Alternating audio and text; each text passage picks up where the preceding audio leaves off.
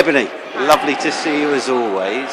First time we've seen you really before Christmas and building up now to the World Cup, obviously. You must be pretty excited, I'd have thought. Yeah, definitely. It's about 3.5 weeks away now till we leave. Had a really good winter. Done something a little bit different. We went away to Bangalore as an England camp early winter, really, so we could sort of work on technical things, get all the ideas we need to sort of out of the way, so that we could get training and know exactly what we need to do. And that was a really good experience. I think best experience for me personally, intensive. You know, I know the guys do it, but it's obviously a step forward for the women. So since then, sort of came back to the academy, been training, doing a lot of bowling machine stuff, working with Neil Stewart and Gareth as usual, and doing a lot of hard work really. And I think fitness-wise, we've had to make sure our fitness levels up. So we've been doing a lot of testing there, a lot of weights training, really the usual sort of stuff. You know, understanding. You know, we're thinking about our games coming up now. So obviously the World Cup's ahead. So we've sort of been thinking about that. So really, it's just been typical sort of winter, working on your games, but also thinking about the future.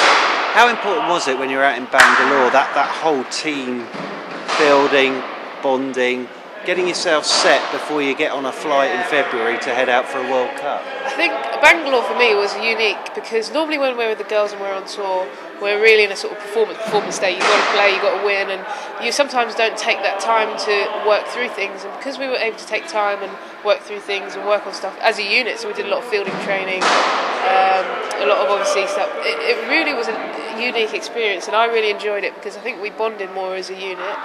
You know, we've been having a lot of really good team spirit, you know, leading up, which is partly what I think is helping with our winning success. But you know, that time was crucial, I think, to pull in some of the girls came over from Australia to the camp, so it was making sure as many of us could be together and just having that time to work with each other. We're giving each other throwdowns, you know, everything that we needed. You know, it was a really good experience, and I think that could, you know, make a difference to how we play down the line. Well, I was going to ask you, you'll be a confident squad getting on that plane, not overconfident, but nicely confident when you get on the plane in February to head out. Definitely. You know, we have to be wary that we're going to be in Australia. They're likely to be favourites because it's in their backyard. But the preparation we've been doing, you know, Laney, our coach Mark Lane, doesn't sort of let us miss. You know, he's very much into a no excuse environment. He wants to make sure every area has been ticked off, and I think we've done that. And you know, we've also all taken responsibility now for, you know, we work with a particular member and make sure that we're looking out for ourselves and also the other teammates if there's any problems. So there's nothing that's been missed, whether it's been sports science, whether it's been, you know, your cricket needs. They've all been covered, and we'll be confident that we can do a good job, and we've had a good season, 14 games unbeaten, so you know we'll be confident, but you know, like I said, you don't want to be overconfident.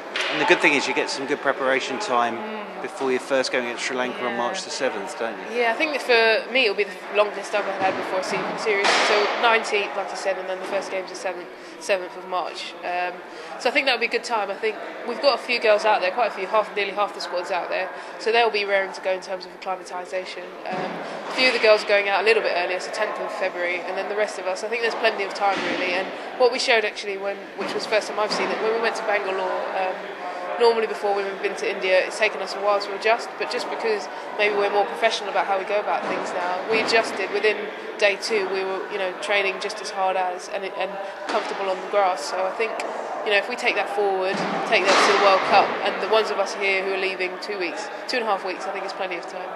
And the aims for Ebony Rainford-Brent out there in the World Cup? Definitely. I think my aim's twofold. I think, you know, might not be in the first 11, still sort of nudging my way into the first 11, but also equally could be called upon. And I think it's going to be quite an interesting place for me to make sure I'm mentally ready, because I think technically, physically I feel ready.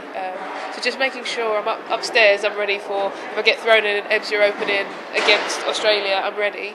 But on top of that also, you know, just understanding that I could be thrown at number 7 saying Ebs go out there and smash it or rotate the strike. So I've really got to be quite adaptable and keep my mind open-minded and flexible. So personally, I think I just want to enjoy it. It's going to be my first World Cup. That's first and foremost, because when I'm enjoying, I'm playing well. Brilliant. We wish you all the best. Thanks Good luck with very it. much. Cheers.